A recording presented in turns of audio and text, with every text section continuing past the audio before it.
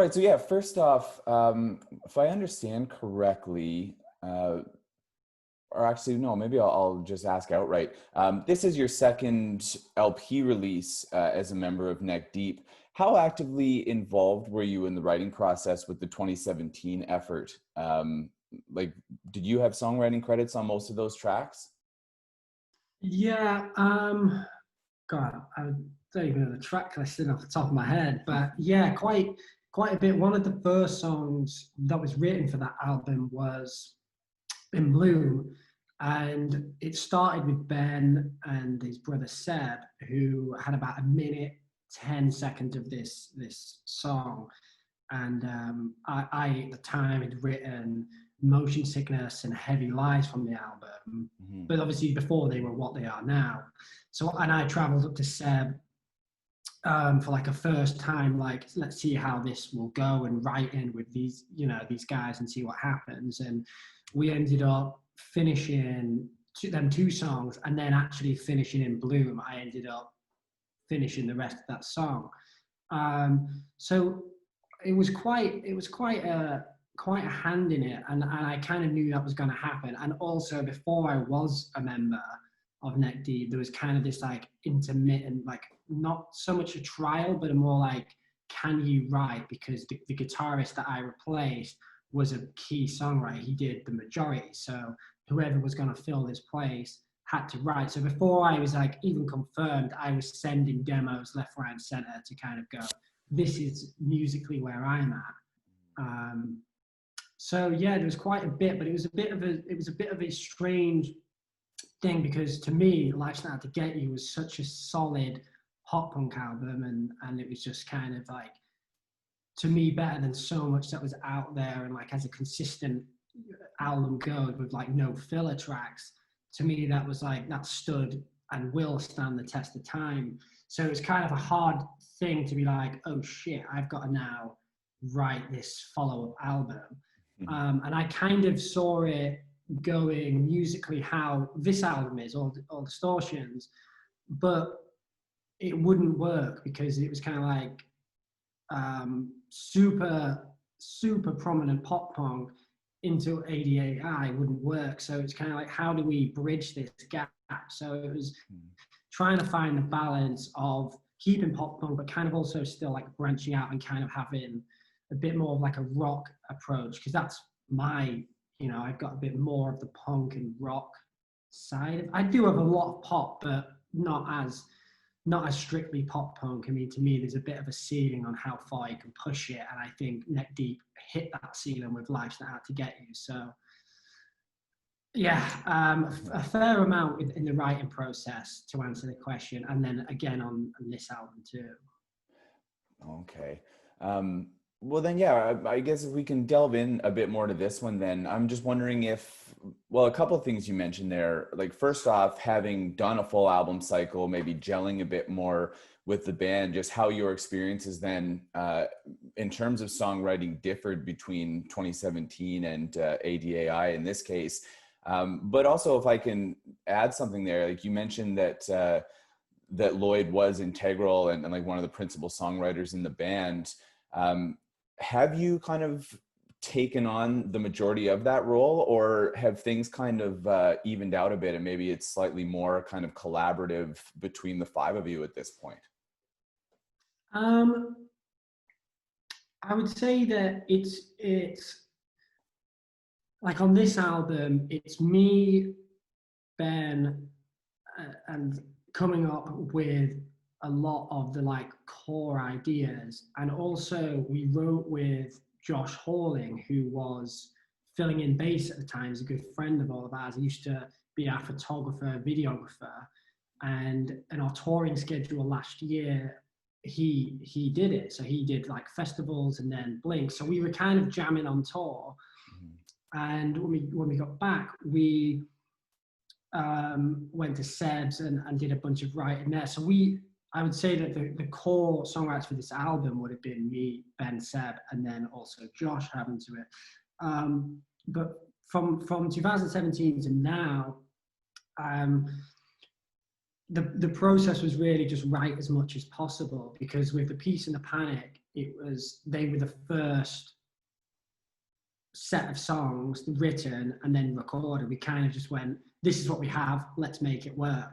Mm-hmm. Whereas with this album, we were writing almost a year before we hit the studio. So we were just like trying to write loads and loads of ideas. And we had a Dropbox of maybe like 30 plus ideas, even if it's a minute long or some were full songs, just to try and get the absolute most out of it. But my writing has always been try and get a good loop of stuff, verse, chorus, send it to Ben. If Ben like has a spark on it with a vocal, I will then like, he'll send a voice note back and I'll be like, okay, got it. I'm gonna now finish where we're at. Or alternatively, I would spend a lot of time going to Seb's studio in Wales, and we'll just like knock out a couple of days, and then once me and Seb have done a few days, Ben will come in and then sort of add to it and see where we get on that. But it has been a bit more collaborative.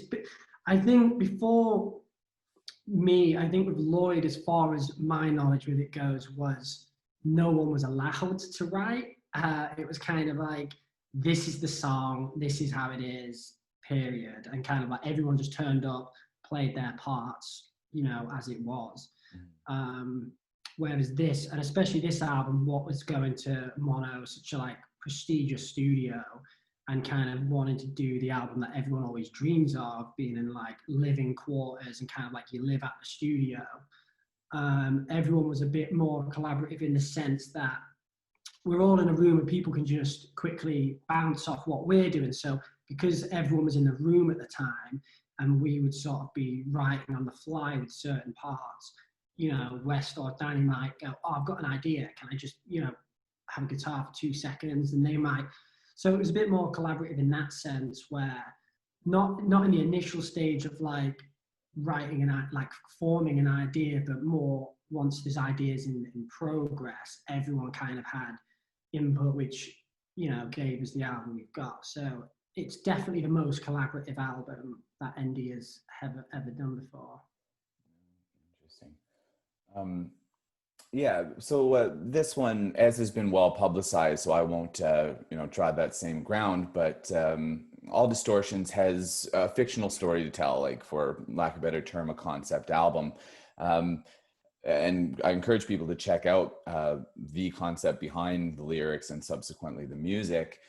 I'm wondering, and maybe I'm grasping at straws, but how did that affect, you know, the idea of having a consistent narrative throughout the record? The composition, like, is it fair to say, did you find yourselves kind of writing in a more cinematic sort of storytelling way? And I ask because, like, obviously this one too, as you've alluded to, isn't just like straight up pop punk. You know, there's a lot more dynamic, a lot more bits and pieces of other genres working their way in here that kind of fit into that, you know, idea of ebbs and flows of a good narrative story. Am I onto something? Is that something you felt either directly or maybe yeah, it did, and it didn't quite make as much sense until there was kind of like this moment with Ben in the studio. And what happened was, so to backtrack a little bit, was we were writing a long time before the studio, and I think we'd written Fall and When You Know quite early. They were maybe some of the first songs we'd written. So lyrically, Ben had already had this kind of story, but nothing to do with any sort of narrative. These were kind of just their own standalone songs, you know, he just wrote. And then when we was on tour last summer with Blink, Ben every day, and it was driving everyone crazy, was he wrote Low Life. So he was just jamming this, and he would just loop this on an acoustic guitar for weeks. All you would hear was this. It drove everyone crazy. And the lyrics were, as they are, just kind of just lackadaisical and just about this guy who's just a stoner and just kind of lives his life and doesn't really care too much. And it was kind of a weird thing to hear, knowing what other songs we had. So on tour, when Ben was writing this, and I was like jamming it with him, it felt a little bit like, I don't really know if this is a neck deep song. This is kind of so left field and almost like Weezery type sounding. But we didn't say no or anything to it. We just said, I don't really get it right now. And then when we got into the studio, and it was like, right, the day has come, we're going to work on Low Life, we're going to figure this song out. Once we'd done that, Ben came in and sort of said, I've had a bit of an idea with the way some of these lyrics are turning out, and said that I can kind of tell this story about these characters that are going on, and it kind of really just shine through all the songs we've written at the minute, and it does make sense. And there was a few other songs we'd touched on, like Little Dove was a song that we were like, is that kind of gonna go on the album? Does that sound like Neck Deep? And we were kind of weighing up a few songs, and Quarry, which is another kind of left field song, especially for us. We had all these ideas that we were just writing, and they kind of didn't make that much sense. That they did in their own sense, but as an album, we were struggling to think what order how would this go. And when Ben brought to the table this narrative that would be this concept going the whole way through, and loosely, you don't have to follow the concept. It doesn't ruin it if you take it out of that context. Right. But once that had been spoken about, it gave us a bit more freedom to be like, okay, now this will make a lot more sense, because emotionally and sonically they will go side by hand in hand, start to finish. And now we could look at the songs we had and was like, oh, okay, this order makes sense, because lyrically this is the journey, and sonically you kind of are taking on this, like you've got this first half of the album, you have this little break in the middle, and then it goes on and you get to Revolve, second to last track, we've come so far, and then pushing, like it all just kind of just coincidentally locked itself into place. But it did make a lot of opportunities, musically, to go, we can do things like this now, we can add parts like this, and it made a lot more like freedom with writing once Ben had said there's going to be this concept. But honestly, there was not some grand plan of before the album going, gonna write a concept album, gonna do this. And we were already so deep into writing that, and tracking, that it just fell into place and was just meant to be. It just fortunately worked out that way. Mm. Oh, then I'm curious, because I think it was in a Kerrang interview, but there's a quote of Danny saying, we're trying to present our sound as individuals and as a band in a way that's palatable to the widest audience, which I think plays into a lot of what you're talking about, like, in the musical side of the composition. And so, yeah, I'm curious about, at what stage was that kind of the clear goal for this record? And subsequently, when did Matt Squire come into the picture? You had him in the producer's chair for this one. I mean, obviously he's done some alt and rock bands in the past, but really well known in the pure pop world. Tell me a bit about that choice and kind of how that fit into the timeline of what you're talking about with the writing behind this one. So we'd been demoing a couple ideas, I think. So just before we wrote Fall and When You Know, I'd been loosely had the music together for those two songs, and Revolve also, but we were trying to figure out who to do an album, and couldn't really figure it out. So what we ended up doing was booking a trip to New York and LA to meet a super long list of producers who were also interested in working with us, whether we'd reached out to them or they reached out to us. And on this list of people, Matt Squire was just this name that to me stuck out. The bands and records he'd worked on, it seems that like through every band that he's worked with, that individual band's career, he has kind of done their album that catapulted them and solidified them in where they are today. It's kind of the album they'll always be remembered for. And that was like this common thread. And it also felt at the time like, well, that was going to be us. We were about to be the most free we've ever been, and like open musically to do whatever we wanted, and let all musical influences shine. Like if you want to put a heavy riff in, like the end of Pushing Daisies, we're going to do it. If we're, you know, we're going to like break a few boundaries and get our musical influences in here without being afraid of what people might think. So he was this standout character, and it just so happened that he was the first person on the list of the trip. So we started in New York. He was the first person, and we met him in his studio, and we were just chatting.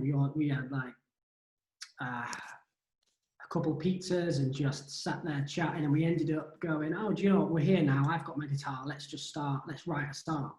And we wrote about a minute and a half of music, which didn't make the album, but it is one of my favorite choruses Ben's ever written. We just didn't end up getting around to finishing the song in the studio, so maybe that song happens further down the line. But we came away from that day, that experience, like, okay, this is the guy, this is 100% the guy.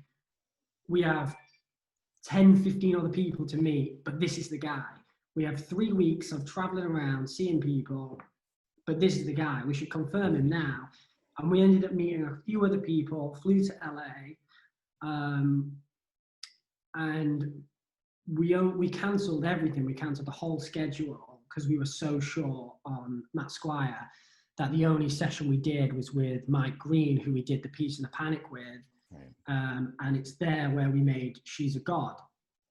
And we wrote that there with Mike Green. And then we flew back to the UK, was absolutely set with Matt Squire, but just to make sure everyone was on the same page and it was the right move, we decided to do the single She's a God at the Mono Valley studio in Wales with Squire. So Squire flew over for a week, and we spent a week doing She's a God. And actually we recorded I Revolve at that point as well. We just never released it. We just had enough time to do 2 songs. So we recorded 2 songs with Squire for a week. And then at the end of that week, we were like, 100% Matt Squire is the guy. Let's confirm him for the album.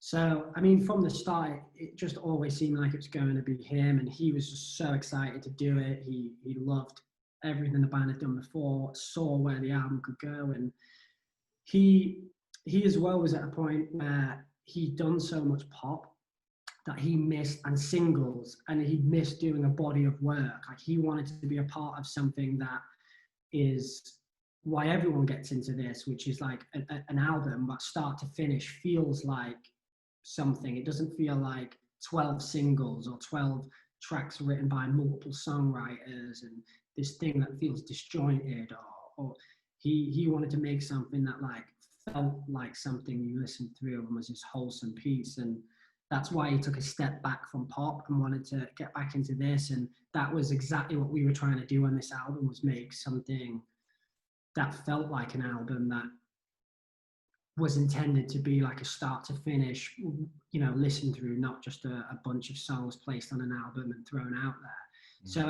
everything just pointed to Matt Squire. He was completely down to do it. And yeah, I mean, everything just worked out. It was just this combination of luck, really. Very cool.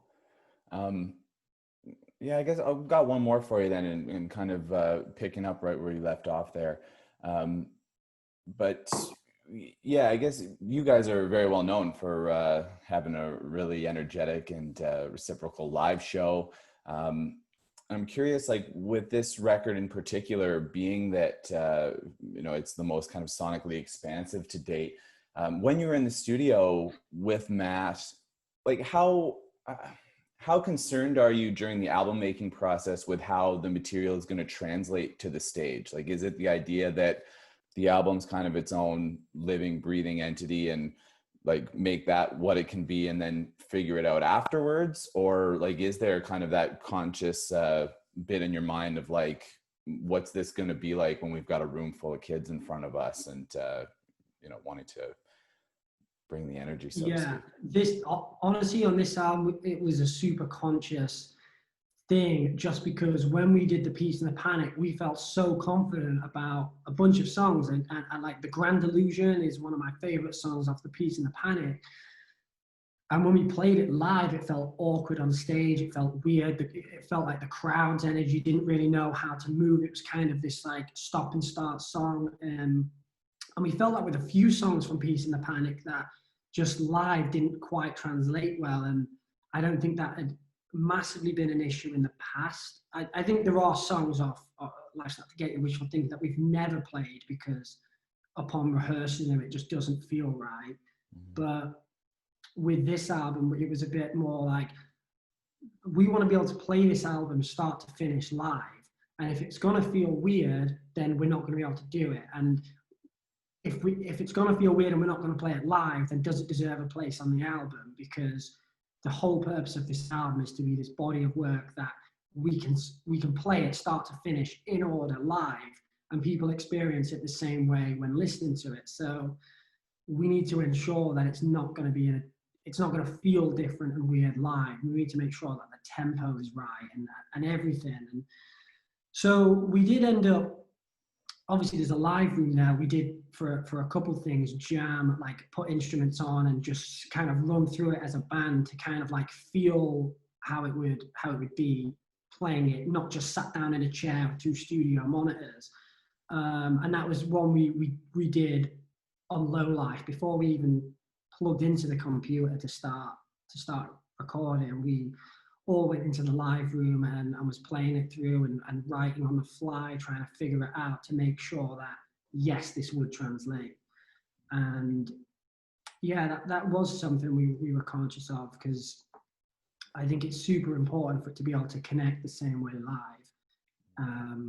And just from experience and from the last album, we noticed that certain songs were kind of difficult to capture that same moment live.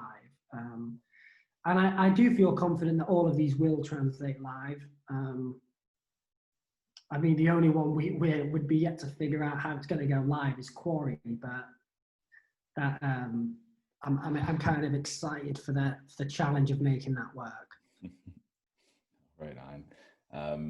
Yeah, I guess I should let you jump off. Again, we're speaking with Sam Bowden. All Distortions Are Intentional, the upcoming record from Neck Deep, drops July 24th via our friends at Hopeless Records.